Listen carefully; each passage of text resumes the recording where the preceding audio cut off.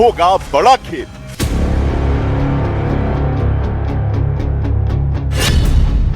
जिद पर अड़ा ईरान, फिर मचेगा कोहराम।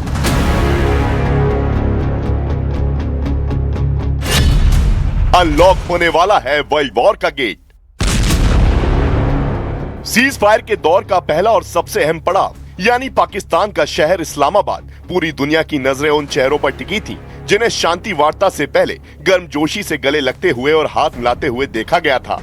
लेकिन घड़ी के कांटे जैसे जैसे आगे बढ़ते गए, उम्मीदें पीछे छूटती चली गईं। 21 घंटे लंबी इस मैराथन बातचीत में जेडी वेंस और ईरानी प्रतिनिधिमंडल आमने सामने बैठे रहे, लेकिन हर दौर के बाद सिर्फ मतभेद ही बाहर आए। इस्लामाबाद की इस हाई प्रोफाइल बैठक में न्यूक्लियर प्रोग्राम से लेकर स्ट्रेट ऑफ हॉर्मुज तक हर मुद्दे पर टकराव साफ दिखा। शुरुआत की गर्मजोशी धीरे धीरे ठंडे तनाव में बदल गई और अंत तक आते आते साफ हो गया कि पहला राउंड किसी समझौते के लिए नहीं बल्कि दोनों देशों की सख्त पोजीशन दिखाने के लिए था। Whatever shortcomings of the negotiation, it wasn't because of the Pakistanis who did an amazing job and really tried to help us and the Iranians bridge the gap and get to a deal. We have been at it now for 21 hours and we've had a number of substantive discussions with the Iranians. That's the good news.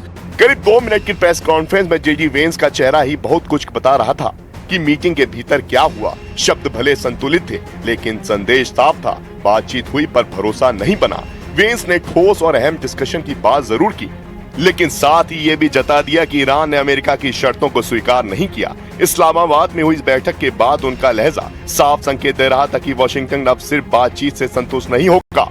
अब अगला कदम या तो और सख्त दबाव होगा या फिर ऐसी शर्तें जिन्हें मानना ईरान के लिए और मुश्किल हो जाएगा। The bad news is that we have not reached an agreement, and I think that's bad news for Iran much more than it's bad news for the United States. इस शांति वार्ता के 5 सबसे अहम मुद्दे थे। पहला, ईरान का परमाणु कार्यक्रम, जहां अमेरिका साफ प्रतिबद्धता चाहता है कि परमाणु हथियार नहीं बनेंगे। दूसरा, स्ट्रेट ऑफ हॉर्मुज, दुनिया की तेल सप्लाई की लाइफलाइन जिसे हर हाल में खुला रहना जरूरी है। तीसरा, लेबनान में संघर्ष विराम, खासकर हिजबुल्लाह की भूमिका को लेकर। चौथा, आर्थिक प्रतिबंध और ईरान के फ्रीज एसेट्स जिन्हें तेहरान वापस चाहता है। और पांचवा, पूरे मिडिल ईस्ट की क्षेत्रीय सुरक्षा, जहां हर कदम का असर कई देशों पर पड़ता है।